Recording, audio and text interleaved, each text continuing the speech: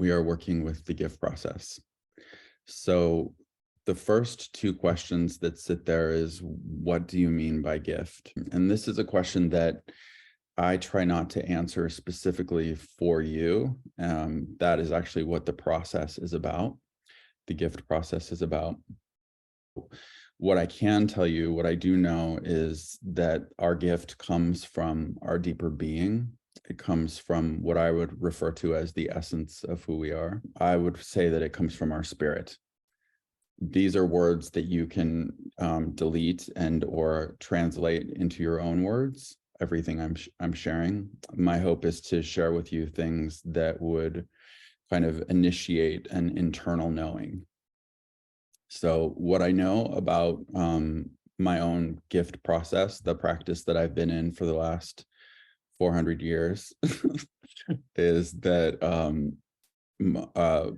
what's possible if we resource our innate gift that comes from the essence of our being is that it can be a superpower for us.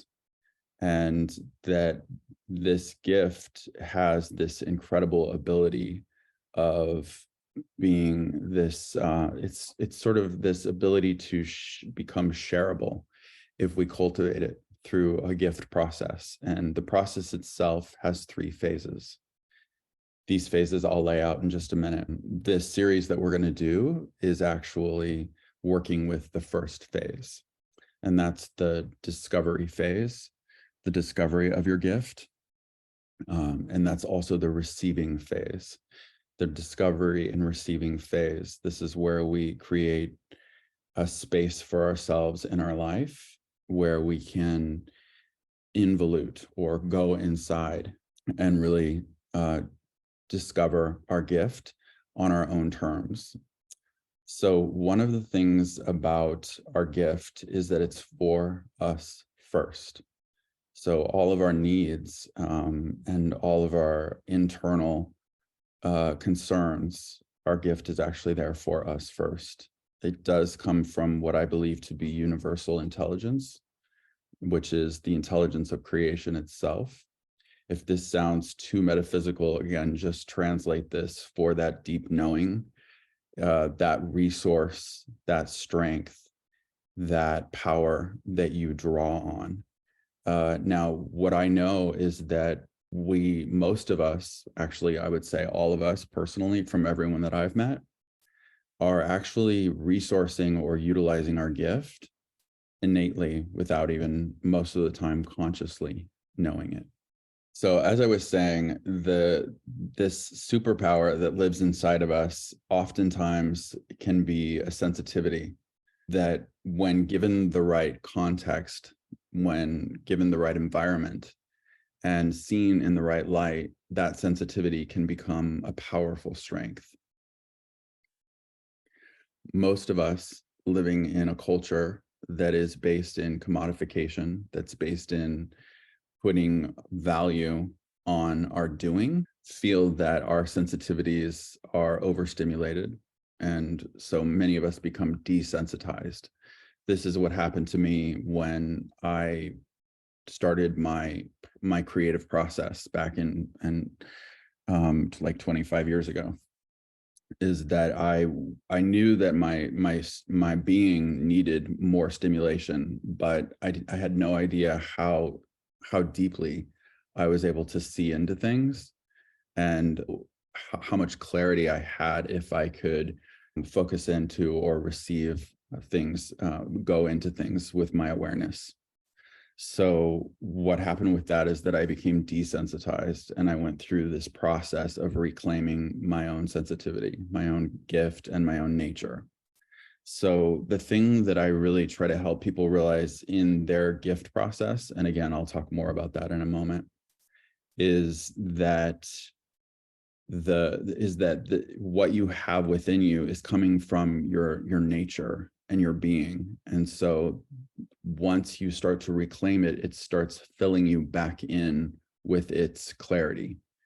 And that clarity becomes nourishment and fuel. It starts to resolve the places of where we have distorted self-worth, insecurities, places where we feel like we haven't been able to develop. So what happens in the gift process is that when we go in and we actually start to receive our gift for ourselves, it can fill us in. And it starts to address this imbalance between cultural self-definition and getting to know ourselves fully as who we really are. And so in the process, what we work with are understanding our own rhythms, understanding our own timing, understanding the environment that is actually the most natural for us. And all of this it awakens this beautiful discovery where we start to engage with our nature and what I call the biofield, nature itself. The more that we place ourselves in nature, or what I would refer to as universal biointelligence, the more that we see ourselves and place ourselves in our ecosystem versus our culture, we have clearer reference points for who we really are. The process itself is to first create this, what I would refer to as like a womb-like or chrysalis-like space or container for yourself. This is a healthy boundary, a buffer between the world defining you and your innate being defining you. And so the process itself, that first phase, the receiving and discovery phase, is an inquiry where, if we do it together, I pose a series of questions as well as practice that's deeply grounded in movement, internal movement, following subtle sensations, tracking the energetics, your own energetics in your body. I mean, your physical body energy, as well as the qualities that live inside of you, like in your constitution. So some of us have more fire, some of us have more water. These are all elements that we want to understand about ourselves, and they're revealed by going inward and doing what I refer to as involuting.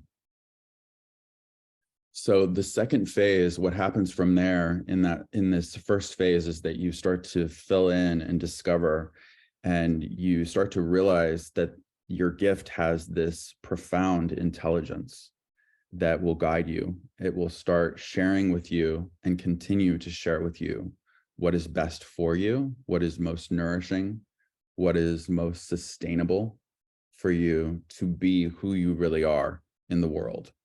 Now, remember, I've been doing this with people for 25 years. So that statement is a very, very, that's a big statement to say, that I believe that our gift is intelligence. And I've witnessed over 25 years now, it guiding people into, I mean, I could give you such incredible examples, but it would sound like I'm selling this.